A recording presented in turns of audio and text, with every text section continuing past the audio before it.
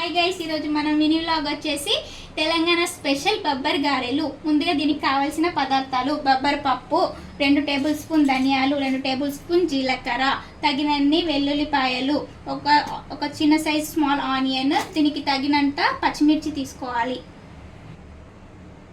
ఇప్పుడు మనం దీన్ని మిక్సీ పట్టుకుందాం.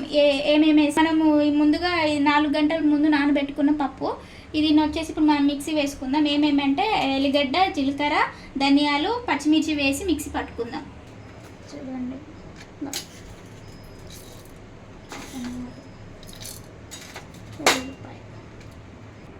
చూసారు కదా, ఇలా కొంచెం పలుకుగా పట్టుకోవాలి. అప్పుడు నోటికి బబ్బర్ పప్పు అనేది బాగా తగిలి బాగా రుచిగా వచ్చేస్తుంది. ఇలా పట్టుకున్న తర్వాత దీనికి తగినంత ఉప్పు వేసుకొని, ఉప్పు ముందుగా వేసుకుంటే మనకు పిండి అనేది లూజ్గా వస్తుంది కాబట్టి గారెలు ఒత్తడానికి బాగా రావు. అందుకే ఇప్పుడు వేసుకొని తగినంత, తర్వాత కడిగి పెట్టుకున్న కొత్తిమీర, కరివేపాకు ఉంటే కరివేపాకు కూడా వేసుకోండి, బాగుంటుంది. మా దగ్గర ఇప్పుడు అవైలబుల్గా లేదు. చిటికడంతా పసుపు, కొద్దిగా, మరీ ఎక్కువ కాదు. బాగా కలుపుకోవాలి. పచ్చిమిర్చి తినని వాళ్ళు మీరు కారపొడి కూడా వేసుకోవచ్చు. ఇప్పుడు మనం ఆనియన్స్ వేసుకుందాం. మనం ఇన్స్టెంట్గా తినాలంటే ఆనియన్స్ వేసి చేసుకుంటే బాగుంటుంది. మనం స్టోర్ చేసుకోవాలంటే ఆనియన్స్ లేకుండా స్టోర్ చేసుకోవచ్చు. తగినంత ఆయిల్ పోసుకుందాం.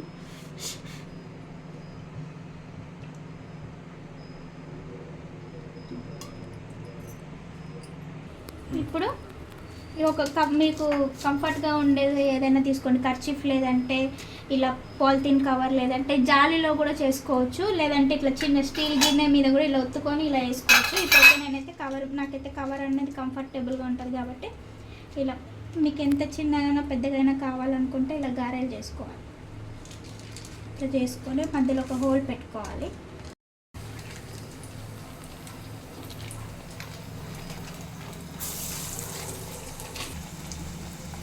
ఇలా వేసుకున్నాక కాస్త ఫ్రై అయిన తర్వాత తిప్పేసుకోవాలి.